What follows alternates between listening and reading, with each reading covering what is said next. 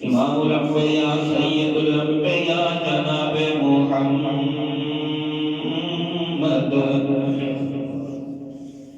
صلی اللہ تعالی علیہ وسلم تشریف فرما ہے۔ آپ نے اپنے صحابہ کو مخاطب کیا، فرمایا میرے صحابہ من یأخذ منی ہؤلاء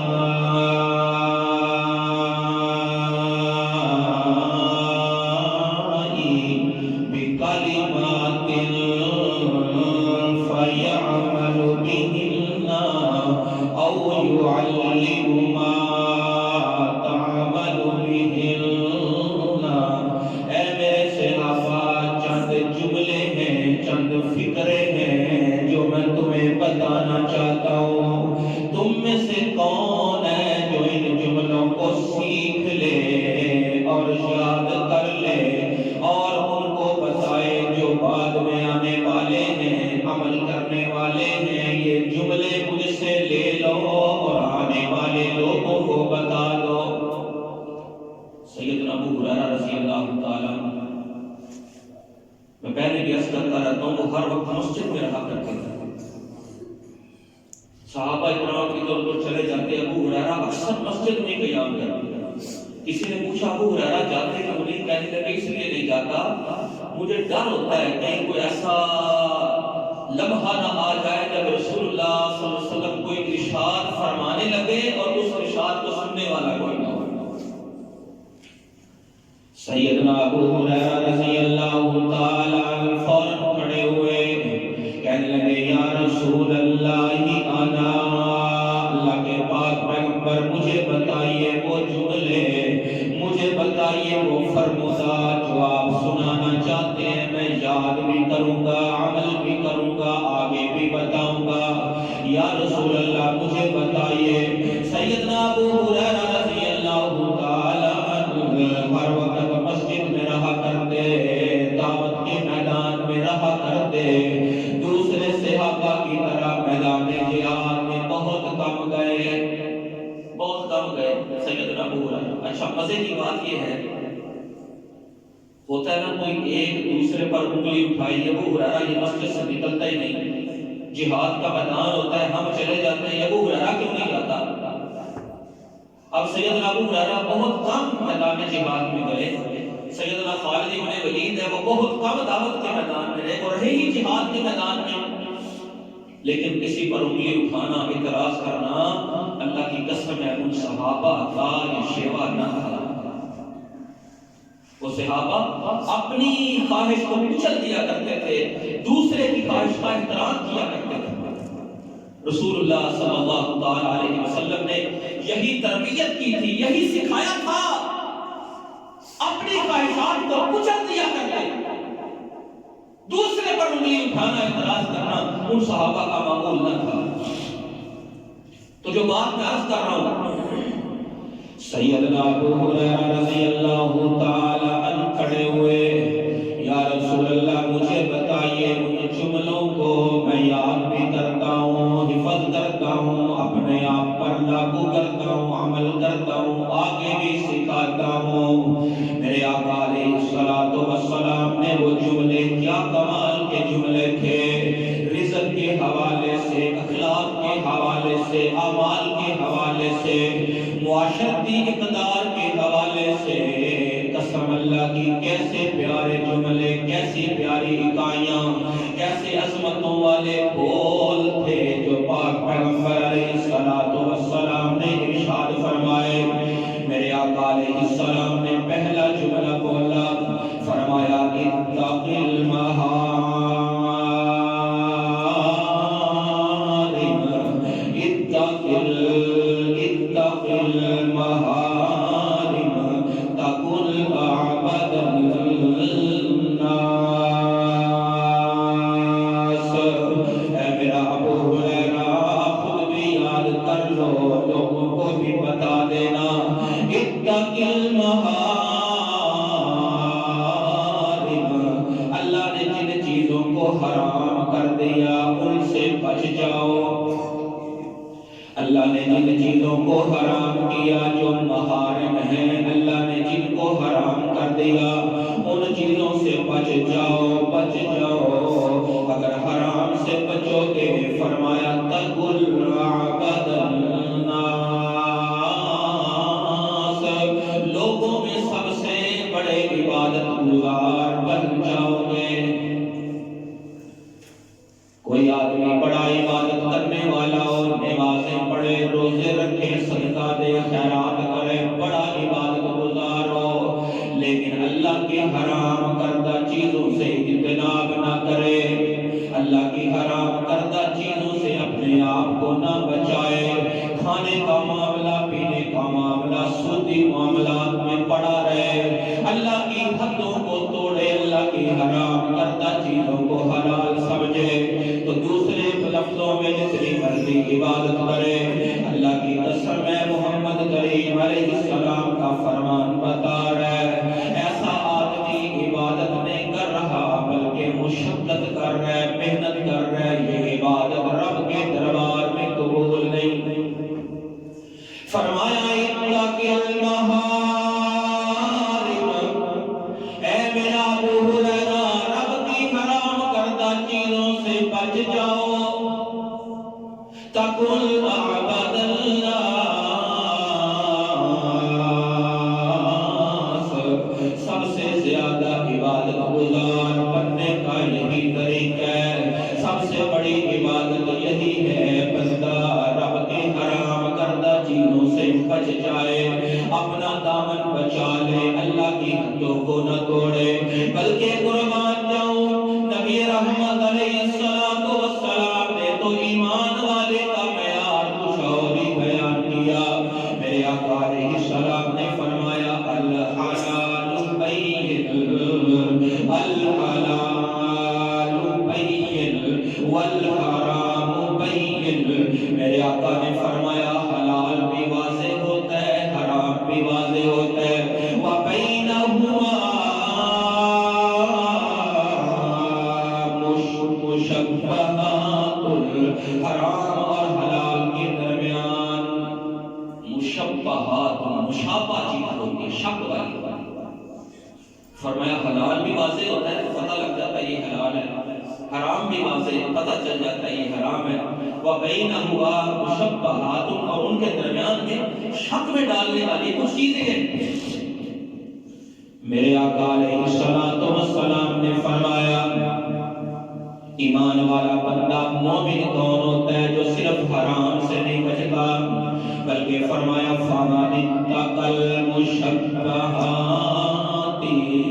ایمان والا بندہ وہ ہے جو شک میں ڈالنے والی چیزوں سے بھی بچتا ہے، صرف حرام سے نہیں بچتا، ہر وہ چیز جو شک میں ڈالنے والی ہو کہ یہ شاید حرام ہے یا حلال ہے، درمیان والی چیز، میرے آقا علیہ السلام نے فرمایا ایمان والا بندہ شک میں ڈالنے والی چیزوں سے بھی بچتا ہے، اور جس نے اپنے آپ کو مشبہات سے بچا لیا، حرام سے ہی نہیں شک میں ڈالنے والی چیزوں سے بچا لیا، میرے آقا نے فرمایا استبرأ لدینہ وعرضہ، اس بندے نے اپنا دین بھی بچا لیا اور اپنی عزت کو بھی بچا لیا۔ اور پھر رسول اللہ صلی اللہ علیہ وسلم نے فرمایا شک میں ڈالنے والی چیزوں کی مثال دی، فرمایا کہ ایسے ہی ہے جیسے کسی بادشاہ کی کوئی چراگاہ ہو جس پہ جانور چلتے ہیں، ایسی چراگاہ ہو، اور آدمی جائے اور اپنے جانوروں کو بادشاہ کی چراگاہ کے قریب چھوڑ دے، جتنی مرضی کوشش کرے ان کو روکنے کی، جانور تو جانور ہوتے ہیں، کبھی نہ کبھی وہ داؤ پیچ لگا لگو کے اس چراگاہ میں چلے جائیں گے، جس کا نتیجہ پھر اس کو بھگتنا پڑے گا۔ نبی رحمت علیہ السلام نے فرمایا ہر بادشاہ کی ایک چراگاہ ہوتی ہے جس سے بھی اجتناب کرو، اور فرمایا میرے اللہ کی بھی چراگاہ ہے، اور وہ حرام کردہ چیزیں ہیں، جن چیزوں کو رب نے حرام کر دیا وہ اللہ کی چراگاہ ہے، اس بادشاہ کی چراگاہ میں جانے کی، قریب بھی پھٹکنے کی اجازت نہیں ہے، ہر بادشاہ کی چراگاہ ہے، اور اللہ کی چراگاہ دنیا کے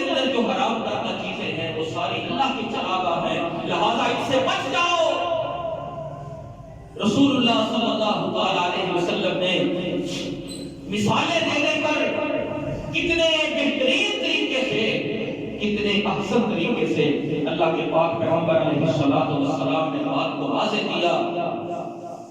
اصل عبادت یہی ہے کہ انسان حرام سے بچے، جو حرام سے اجتناب نہیں کرتا، کھانے کے معاملے میں، پہننے کے معاملے میں، رویوں کے معاملے میں، حدود کو پامال کرنے کے معاملے میں جو حرام کا خیال نہیں کرتا، دوسرے لہجے میں وہ جتنی مرضی عبادت کرتا جائے، اس کی عبادت رب کی بارگاہ میں مقبول نہیں ہے جب تک وہ اللہ کی حرام کردہ حدوں کو پامال کرنے سے باز نہیں آتا۔ امام الانبیاء سید الانبیاء جناب محمد صلی اللہ علیہ وسلم نے اسی لیے فرمایا، اللہ کے پاک پیغمبر نے پہلا جملہ ارشاد فرمایا، اتق المحارم، اے میرا ابو ہریرہ رب کی حرام کردہ چیزوں سے محفوظ ہو جاؤ، بچ جاؤ، تکن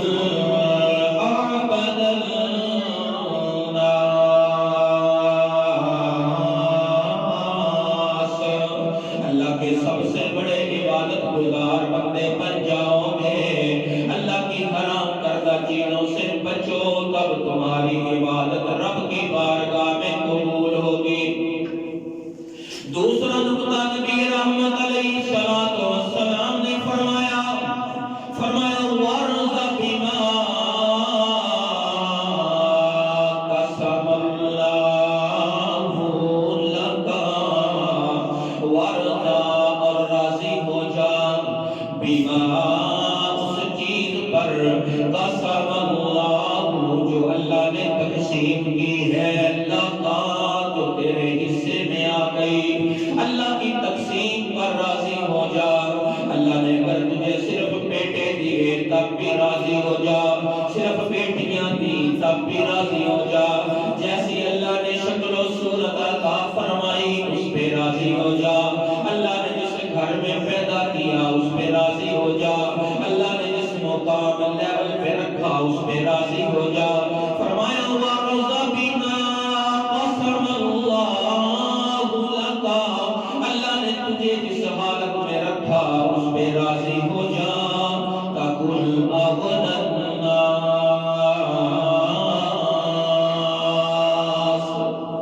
فرمایا اگر تو اللہ کی رضا پر راضی ہوگا، تَكُنْ أَغْنَى النَّاسِ، اللہ تجھے غنا والی دولت دے گا، غنا مل جائے گا۔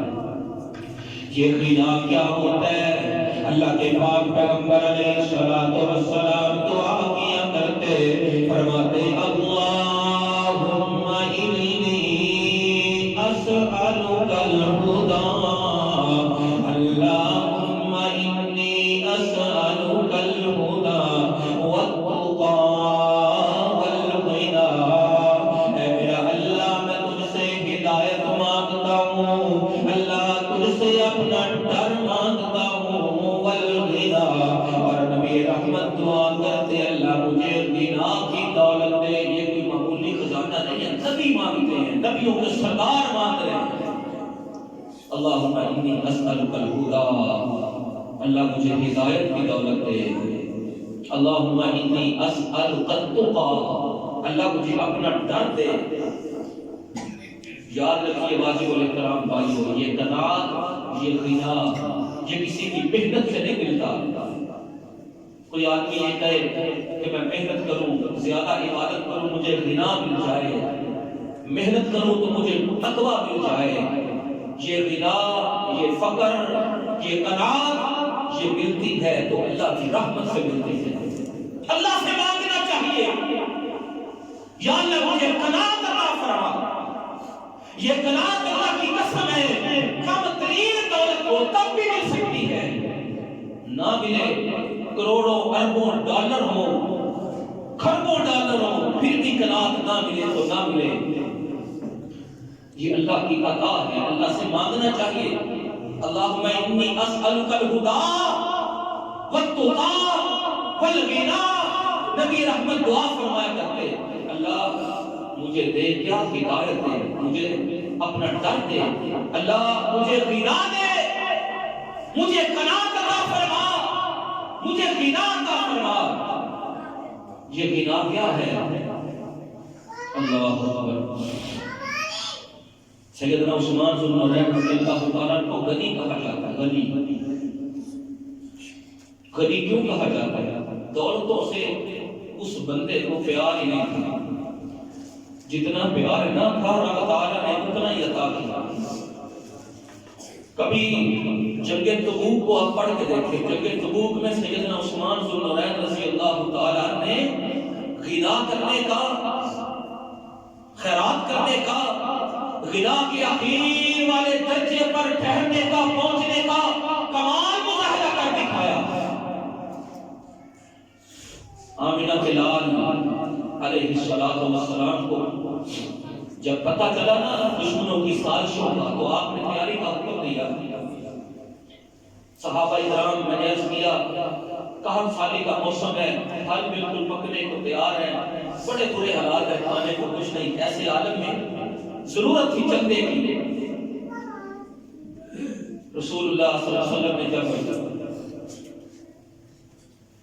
چندے کے لیے اپیل کی نا، تو صحابہ کرام جو سامنے بیٹھے تھے، انہوں نے جب چندہ دینے کی بات کرنے لگے تو سب سے پہلے کھڑے ہونے والے سیدنا عثمان تھے رضی اللہ تعالیٰ، اور کمال کر دیا جناب عثمان نے۔ غنا کا کیا معنی ہے؟ قناعت کسے کہتے ہیں؟ خیرات کسے کہتے ہیں؟ غنی کون ہوتا ہے؟ سیدنا عثمان نے میدان تبوک میں سارا کچھ کر کے دکھایا۔ کھڑے ہوئے، مختصر عرض کروں، جناب عثمان ذو النورین رضی اللہ تعالیٰ نے جنگ تبوک کے موقع پر 940 اونٹ نبی رحمت علیہ السلام کی ایک آواز پر جنگ تبوک کے لیے 940 اونٹ وما ساز و سامان دینے کا اعلان کیا۔ 940 جب اونٹ دے دیے نا، پھر خیال آیا کیوں نہ تھوڑی سی اور ہمت کرو، 1000 پورا ہو جائے۔ عثمان پھر کھڑے ہو گئے، یا رسول اللہ 940 اونٹ ہیں اور 60 گھوڑے کے اللہ کے راستے میں وقف کرنا۔ یہ دینے کے بعد نا پھر سیدنا عثمان ذو النورین رضی اللہ تعالیٰ نے پھر اپنی تجوری کھولتے اور پھر دینار دیے۔ جتنے دینار دیے پتہ کیا ان کی قیمت تھی؟ تقریباً 5.5 کلو سونا، 960 اونٹ، 40 گھوڑے اور تقریباً 5.5 کلو سونے کے سکے۔ عثمان ذو النورین نے تبوک کے میدان میں محمد کریم علیہ السلام کے قدموں پہ نشاور کر دیا۔ غنا، قناعت، خیرات، صدقہ، رضا الہی، اس کا معنی اور مطلب یہاں سے سمجھ میں آتا ہے۔ یہ عثمان ہے رضی اللہ تعالیٰ عنہ، اور رسول اللہ صلی اللہ علیہ وسلم نا سیدنا عثمان ذو النورین نے جو دینار دیے تھے نا، جن کا وزن 5.5 کلو سونا تھا تقریباً، اللہ کے پیغمبر ان کو ایسے ایسے ہاتھوں سے الٹ رہے تھے، ادھر کے پکڑ کے ادھر، ادھر کے پکڑ کے ادھر۔ کیسے بندہ بڑا خوش ہوتا ہے، بڑا راضی ہوتا ہے۔ ایسے اللہ کے پیغمبر ایسے سکوں کو الٹ رہے تھے، اور الٹتے الٹتے نبی رحمت نے فرمایا عثمان آج کے بعد کوئی نیک عمل نہ کر، میں محمد تجھے پھر بھی جنت کی گارنٹی دیتا ہوں صلی اللہ علیہ وسلم۔ غنا، قناعت، دولتوں پر اعتماد کا نام نہیں۔ اس قناعت کے لیے، اس اعتماد کے لیے، اس اطمینان کے لیے اللہ سے دعا کرنی چاہیے۔ اللہ کی قسم ہے، یہ خزانہ ہے جس کے ہاتھ میں آ جائے، نہ کبھی وہ بھوکا رہتا ہے، نہ کبھی پیاسا سوتا ہے، اس کو دنیا کی کسی چیز سے کوئی تمنا لالچ نہیں رہتا۔ یہ فقر، یہ غنا، یہ قناعت، یہ اطمینان بہت بڑی دولت ہے۔ کے حصے میں آ جائے، جس کے نصیبے میں آ جائے۔ محمد کریم علیہ السلام ایسے ہی دعا نہیں کر رہے تھے۔ اگر دنیا کی دولتیں، سونا، مال و منال، درہم و دینار بڑی دولت ہوتی، آقا علیہ السلام اشارہ کرتے، رب نے فرمایا میرا پیغمبر اشارہ کرنا آپ کا کام ہے، اس صفا پہاڑ کو سونے کا بنا دیتے ہیں، ان پہاڑوں کو سونے کا کر دیتے ہیں۔ نبی رحمت علیہ السلام نے اس کو قبول نہ کیا، بلکہ اس کے الٹ دعا فرمائی، اللہم انی اسألک الغنی، اللہ مجھے قناعت چاہیے۔ معلوم ہوا دنیا کی دولتوں سے، سونے زیورات سے، مال و منال سے، درہم و دینار سے، یہ بڑی دولتیں ہیں جس کو محمد کریم علیہ السلام کے اللہ سے مانگ رہے ہیں۔ اللہم انی اسألک الہدی، اللہ مجھے ہدایت دے، یہ بہت بڑی نعمتیں ہیں۔ تو کریم پیغمبر علیہ السلام نے فرمایا، میرا ابو ہریرہ وَرْضَ بِمَا قَسَمَ اللَّهُ لَكَ، اللہ نے جو تیرے لیے رزق تقسیم کر دیا اس پہ راضی ہو جا۔ اللہ کا شکوہ نہیں، گلہ نہیں۔ بڑے لوگ ہیں جو اپنی حالت پہ گلہ کرتے ہیں، شکوہ کرتے ہیں، فلاں کو اتنا دیا مجھے اتنا کیوں نہیں ہے، فلاں کے پاس یہ ہے میرے پاس کیوں نہیں۔ نہیں، یہ مومن کا شیوا نہیں ہے۔ وَرْضَ بِمَا قَسَمَ اللَّهُ لَكَ، اللہ نے جو تیرے لیے تقسیم کر دیا، تجھے عطا کر دیا، اس پہ راضی ہو جا۔ جب تو راضی ہو جائے گا تَكُنْ أَغْنَى النَّاسِ، تَكُنْ أَغْنَى النَّاسِ، لوگوں میں سب سے بڑا غنی تو بن جائے گا۔ جب تو اللہ کی رضا میں راضی ہو جائے گا، یہ دولتوں سے بندہ غنی نہیں ہوتا، مال و منال سے نہیں ہوتا، اللہ کی قسم ہے رب کی عطا سے۔ اور پھر واجب الاحترام بھائیو، رسول اللہ صلی اللہ علیہ وسلم نے تیسرا جملہ ارشاد فرمایا، وَأَحْسِنْ إِلَىٰ جَارِكَ،